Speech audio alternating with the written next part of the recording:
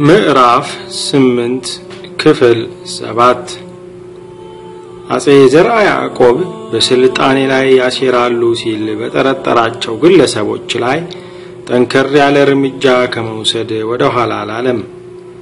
ሌሎችን በመስጋት ነበር መጀመሪያውኑ የራሱን ሴት ልጆች በስልጣን ላይ ያስቀመጠው። ይሁን እንጂ የገዛ ቤተሰቦችን እንኳን እንደሚያሴሩበት በመጠርጠር ከፍተኛ ቅጣት ፈጽሞባቸዋል። ከሶስቱ ሚስቶቹ መካከል ጽዮን ሞጋሳ በደረሰባት መንገላታት በ1462 ሕይወቱ አልፏል። አልጋ ወራሽ ልጁ በእደ ማርያም እናቱን በሚስጥር ደብረ ብርሃን አቅራቢያ በመትገኘው መቅደስ ማርያም ቤተክርስቲያን ለመቀበር ተገዷል።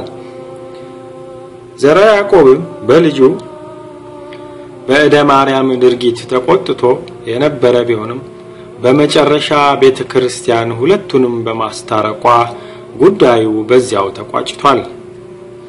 በ1468 የዘርዓ ያዕቆብ ልጅ በእደ ማርያም አባቱን ተክቶ ስልጣን ያዘ። እርሱም በተራው አገዎችን በኃይል ክርስቲያን የማድረግና የሙስሊሞችን ኃይል ማዳከሙን ተያያዘው። ዘርዓ ያዕቆብ ከሞተ በኋላ ሱልጣን መሐመድ ባድላይ ወደ በእደ ማርያም ልኮ ሰላም ማውረድ እንደሚፈልግ ገለጸ። ሱልጣኑ የዘርዓ ያዕቆብን ወረራ ለመመከት በ1452 እርዳታ ጥየቃ ወደ ግብጽ ልኮ እርዳታ ማግኘት አልቻለም ነበር። ሆኖም ባለው ኃይል ዘርዓ ያዕቆብን ሲታገል ነበር። አሁን ግን አጼው ስለሞተ ልጁ ሰላም ፈላጊ ሊሆን ይችላል በሚል ግምት ነበር ልኡክ የላከው። ከዚህ በኋላ በእደ ማርያምም የጥቃት አቅጣጫውን ከአዳል ወደ ቤተ እስራኤላውያን ወይም ፈላሻዎች በማዞር ጦር ላከባቸው። ጦሩንም ራሱ እየመራ ከአዳል ሱልጣኔት ውጭ ባሉት ሙስሊሞች ላይ ዘመተ።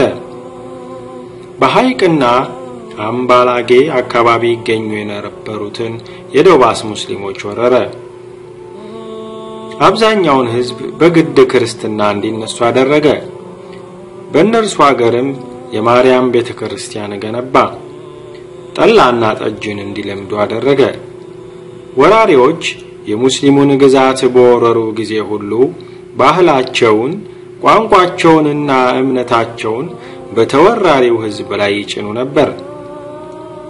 ሱልጣን መሐመድ ባድላይ ለ26 ዓመታት በትግል ቆይቶ በዲሴምበር 15 1471 ረቡዕ ረጀብ 3 876 ዓመተ ሂጅሪ ሞተ።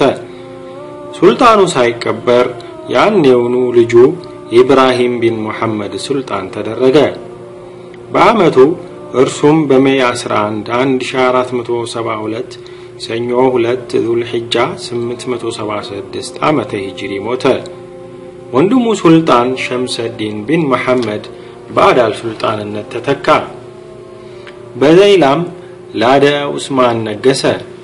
እርሱም ሁሉንም የሙስሊም ክልሎች ነፃ ለማውጣት በእደ ማርያምን ለማጥቃት ጦሩን ማዘጋጀት ጀመረ። ይህንን የተረዳው በእደ ማርያም ጥቃት ከፈተ። አዳልን ወረረ። በርካቶችን ማረከ። በዚህ ጊዜ የአፋር ሙስሊሞች አመጹ። አመጹን ለመስበር በ1473-74 ሁለት የክርስቲያን ጦር ኃይል ቡድን ተላከ። ሆኖም የክርስቲያኑ ጦር ሳይሳካለት ቀረ። ይህ በወቅቱ የሙስሊሞችን ኃይል መጠናከር አመላካች ነበር። ለሶስተኛ ጊዜ በ1474 የክርስቲያኑ ጦር ወደ አዳል ዘመተ።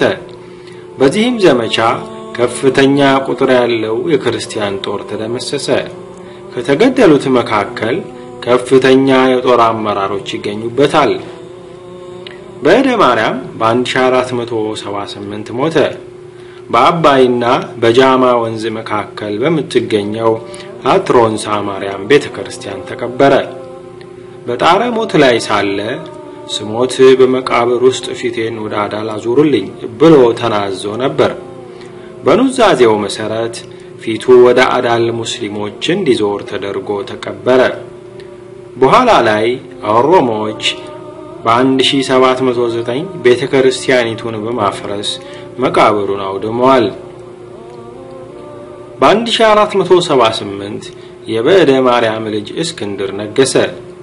እርሱም እንደ አባቶቹ ነፃነቷን ላለማስደፈር ትታገል በነበረችው የአዳል ሱልጣኔት ላይ ዘመተ።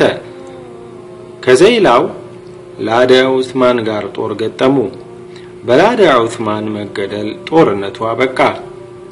እስክንድር በሙስሊሞች ላይ ጥቃቱን አጠናክሮ ቀጠለ።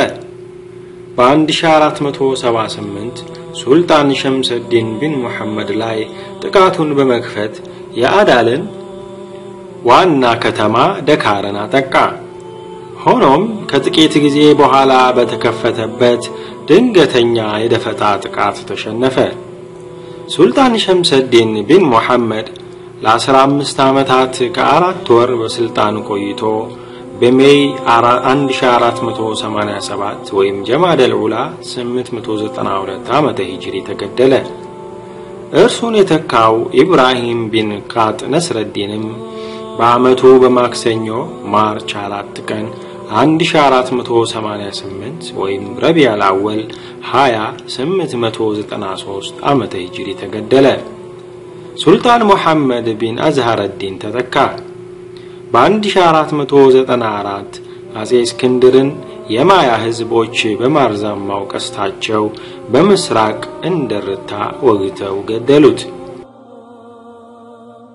ይቀጥላል።